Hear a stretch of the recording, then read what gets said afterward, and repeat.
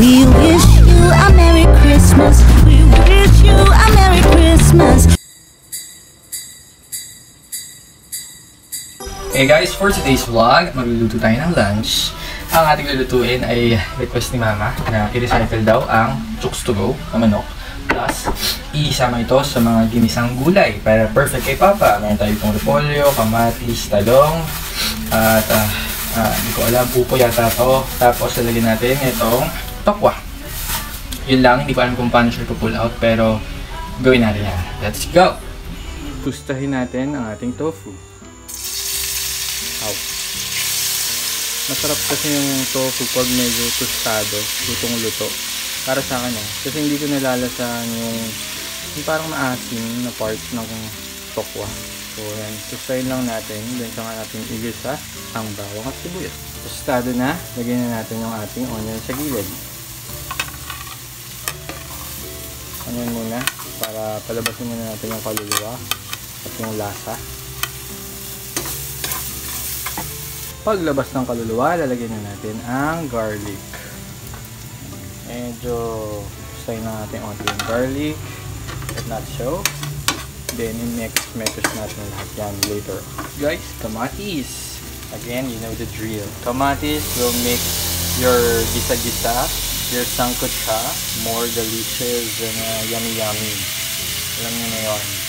Lagi natin yan haluan ng kamatis ng mga bagay-bagay para mas malinamnam ang ating niluluto. Gawin na natin ang ating talong at yung sayote. Ayun, naalala ko yung pangalan niya. Sayote. Ayan, mix lang natin yan.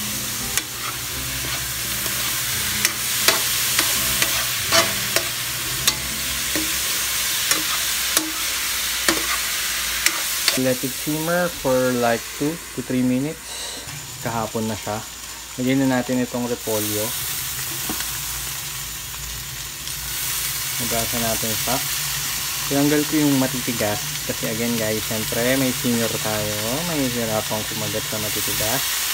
So itinabi natin yung matitigas. Yung mga nahalo pa rin, katulad nito, yung mga buo-buo. Ako nakakain yan. Siyempre, diba? Ganito, umula ako ng ito. Para sa 7 days. Tig-iisa ang pamunas bawat araw pag nagluluto ako. So meron ako ng sabit dito lagi. Like the usual. Kasi itong bahay na to ay hindi mo mag-manage ng mga basahan, talagang basahan tapon. So umpisahan natin ang sistema. Ayan, meron tayong pamunas everyday, nalalaban din daily. Next, lagyan natin ang sabaw dahil nasabaw tayong tao at nasabaw din ang utak natin. Pero guys, yung sa Chooks to Go ng mga manok, alam mo yung style nila, pipili kayo ng flavor ng manok. And then, pag-cut nila ng manok, meron silang ipo-pour na sauce kung anong napili mong flavor. As in, i-dip o tatapon nila doon sa packaging. Mahalo na yun doon. Which makes the chicken more vulnerable na mapanis agad. Yun yung naging problema din namin last time nung nag-outing kami. Kasi parang yung chicken ni Chooks to Go, parang dapat i-consume mo na siya right away. In around like 3 hours upon receiving your chicken. Ganun. So parang hindi siya good para sa mga gustong mag-recycle ng manok. Unless i-ref mo talaga siya, no? Eh dito, parang third time pa lang namin nag-Chooks to Go yata. Ganyan. Hindi namin alam yung kalakaran. Kaya hindi yata na-ref. Doon nasa aircon naman na room. Pero still, delikado pa rin siya. Ilalagay na natin ang ating panlasa, ang Mamacita's oyster sauce. Again guys, ulit-ulit. Sabi ng dietitian namin, ito ang gamitin kong pangpaalat sa mga kain ni Papa dahil una, malinam lang talaga ito. Ilalabas niyo yung flavor ng inyong niluluto. Plus, less sodium siya. Unlike yung lalagyan mo siya ng toyo mismo. Less sodium. Ito, sabi ng doktor ngayon, ng nurses, ay dagdagan ko daw ng sodium ang kinakain ni Papa dahil from the last laboratory ay mababa ang sodium niya. Pero okay na yan kasi mabilis talaga umangat yung sodium ni Papa. Then para mag-slurry ang ating sabaw, effective, nalagyan siya ng fita.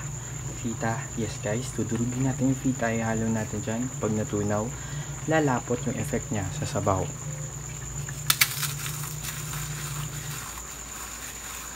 Yan. Then, halo mo ng ganyan.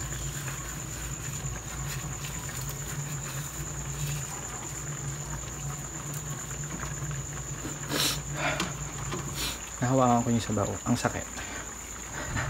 Then, haluin natin. After kulo-kulo, yung feta rin ay naglalabas ng onting tamis sa niluluto. So, hindi natin siya lalagyan ng asukal. Let the feta do the magic. Ayan natin. Ayan na. Good. Ito na to. Tikman natin. Tikman natin. Tikman natin.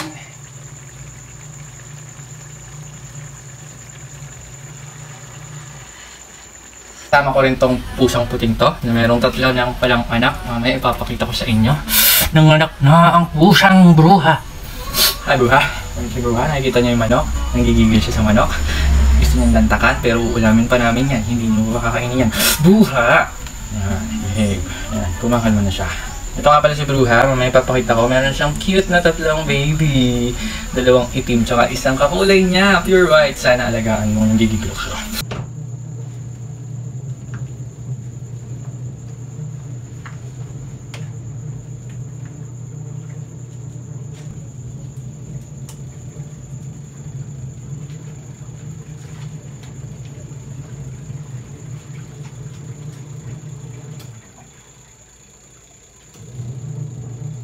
Guys, after kung ipakita nyo lang sa mga ginagawa ngayong araw, meron din ako i-share na isa pang errand natin ngayong araw dahil ngayong araw lang yata yung vacant ko for this week and then magpapasko na.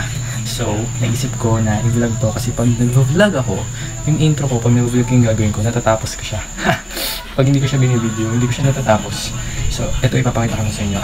Bago pala lahat, usually sa mga vlogmas natin, sinishare ko agad sa first day pa lang yung pag-i-install natin ng ating Christmas trees dahil nga vlogmas, it's a preparation for Christmas. Pero this time hindi ko siya nagawa. Why? Why?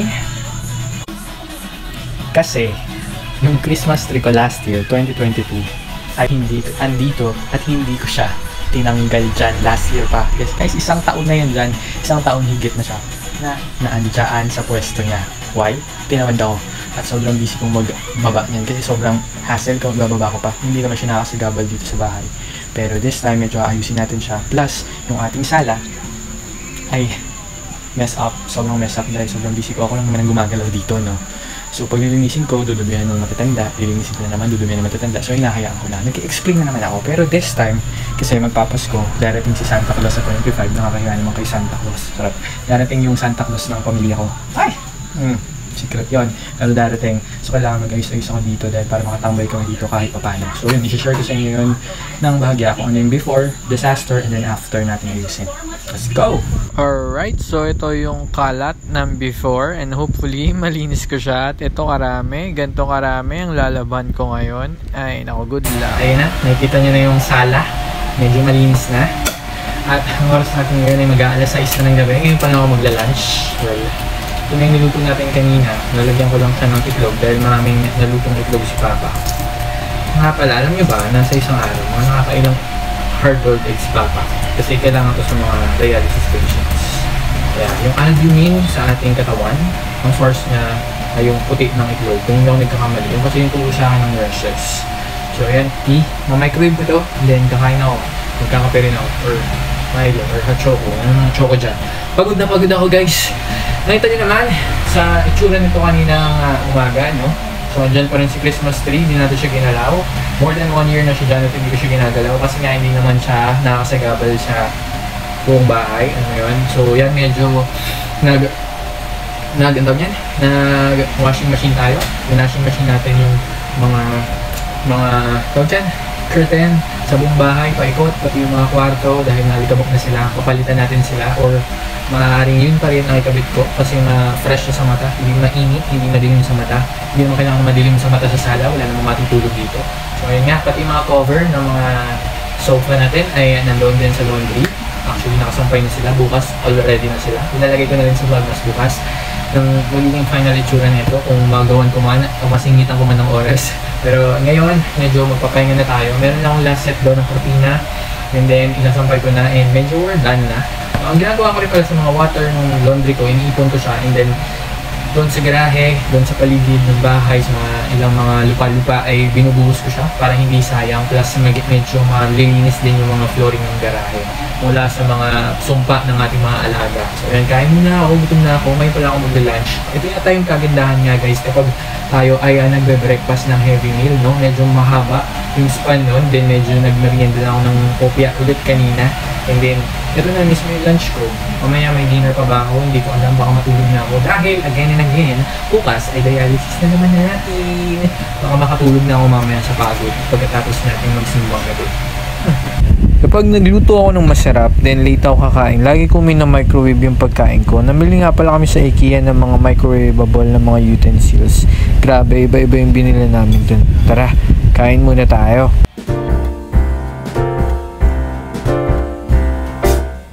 We wish you a Merry Christmas. We wish you a Merry Christmas. We wish you a Merry Christmas and a Happy New Year. We wish you a Merry Christmas. Uy, maraming salamat sa panonood ah! Please subscribe to our YouTube channel. Like and share this video. Turn on notification para updated ka sa mga next uploads natin at magkwentuhan tayo. Comment down below and please follow our socials, our Facebook page, Instagram, and TikTok. For more videos, visit our YouTube playlists. Maraming salamat po!